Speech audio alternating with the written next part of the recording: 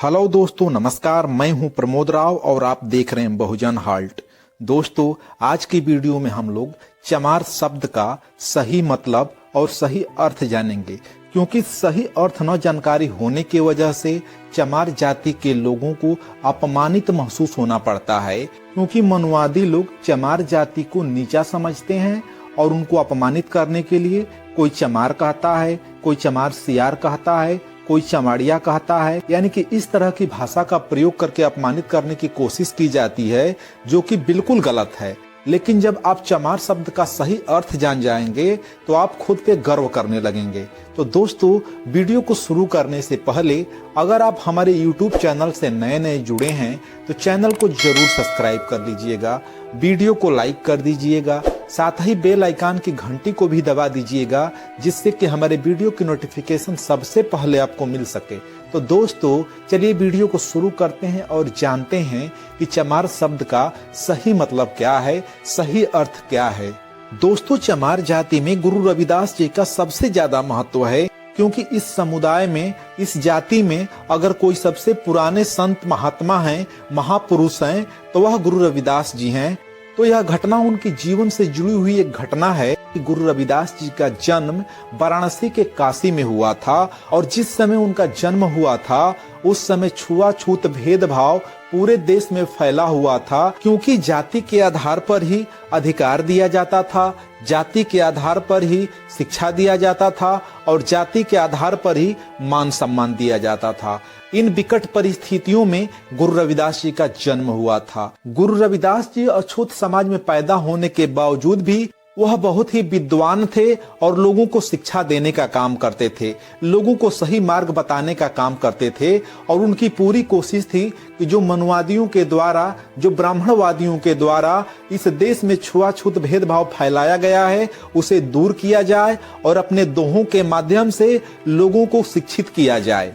गुरु रविदास जी के द्वारा समाज सुधार का जो यह कार्य किया जा रहा था, इसको देख करके मनुवादियों, पाखंडियों के बीच में हलचल पैदा हो गई और काशी नरेश से जा करके, यानी कि काशी के राजा से जा करके इन मनुवादियों, पाखंडियों ने गुरु रविदास जी की शिकायत कर दी।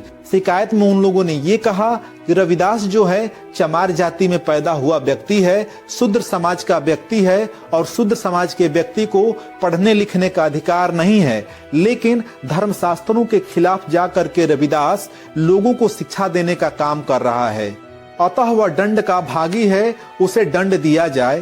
काशी नरेश इन मनुवादियों की बातों को सुन करके अपने 2 सैनिकों को गुरु रविदास जी को लाने के लिए भेज देते हैं।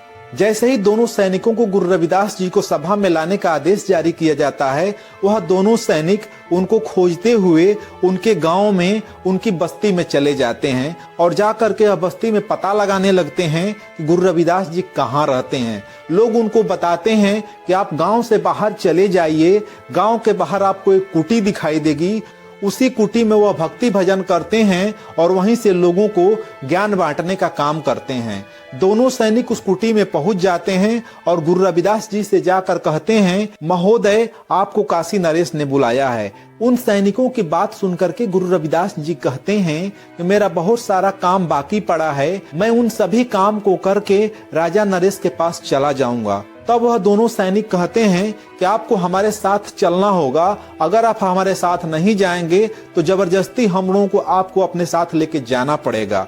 गुरु रविदास जी कहते हैं कि मेरे साथ जबरदस्ती करने की कोई जरूरत नहीं है, अगर काशी नरेश ने मुझे बुलाया है तो मैं जरूर चलूंगा। और वह अपना काम निपटा करके उन दोनों सैनिकों के साथ चल देते हैं। रास्ते में उन्हें पड़ोस के कुछ लोग दिखाई देते हैं, उन्हीं की जाति के, उन्हीं के समाज के लोग दिखाई देते हैं। उनसे वह कहते हैं कि किसी ने काशी नरेश से मेरी शिकायत की है, इसलिए आप लोग हमारे साथ चलिए। तब वह लोग कहते हैं कि गुरु रविदास जी आप चलिए, पीछे पीछे हम लोग भी आते हैं। कुछ दूर चलने के बाद गांव के ही कुछ लोग और दिखाई देते हैं। तब गुरु रविदास जी उन लोगों से भी कहते हैं कि काशी नरेश ने मुझे बुलाया है, आप लोग हमारे साथ चल सकते हैं। तब वह लोग कहते हैं कि गुरु रविदास जी आप चलिए, हम लोग आपके पीछे पीछे आते हैं। गुरु रविदास जी जैसे ही काशी नरेश की सभा में पहुंच जाते हैं और पीछे मुड़कर देखते हैं तो उनके पीछे कोई दिखाई नहीं देता है। साथ ही सभा में वह ये देखते हैं कि उनकी शिकायत करने वाले पाखंडी मनुवादी लोग आपस में कानाफूसी कर रहे हैं और राजा का कान भरने का काम कर रहे हैं। काशी नरेश जब गुरु रविदास जी को देखते हैं तो वह गुरु रविदास जी से पूछते हैं, आप चमार जाति में पैदा हो करके शिक्षा ग्रहण करने का अधिकार न होने के बाद भी लोगों को शिक्षित करने का काम कर रहे हैं, यह अपराध आप क्यों कर रहे हैं? तब गुरु रविदास जी कहते हैं कि महाराज, आपकी सभा में कौन व्यक्ति है जो चमार नहीं है?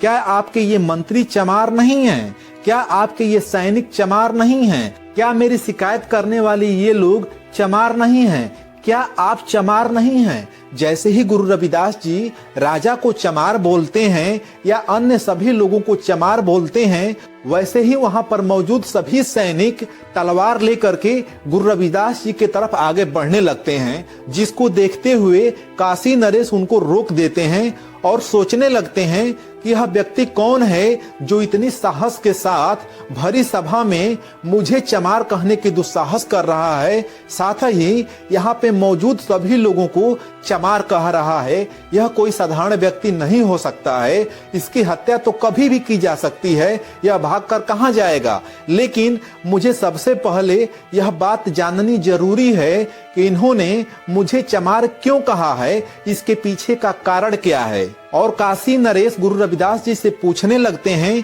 कि आप पहले ये बताइए कि जाति से चमार आप हैं और आप यहाँ पे मौजूद सभी लोगों को चमार कह रहे हैं और साथ में मुझे भी आप चमार कह रहे हैं, इतना बड़ा अपराध आप क्यों कर रहे हैं?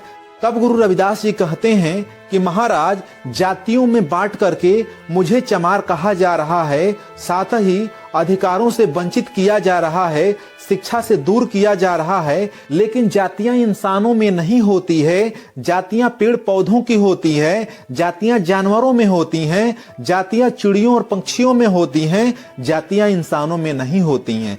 चमार शब्द का सही अर्थ ये होता है कि च से चमड़ा, म से मांस, अ से अस्थियां यानी कि हड्डियां और र से रक्त। आपकी सभा में ऐसा कौन व्यक्ति है जो चमड़े से नहीं बना है, मांस से नहीं बना है, हड्डियों से नहीं बना है और रक्त से नहीं बना है? अगर आपकी सभा में ऐसा कोई व्यक्ति मौजूद होगा तो मैं मान लूंगा कि वह चमार नहीं है। और साथ ही गुरु रविदास जी एक दोहा कहते हैं कि तुम भी चाम के मैं भी चाम का, कौन चाम से न्यारा, एक माटी के हम सब बंदे कहे रविदास चमारा।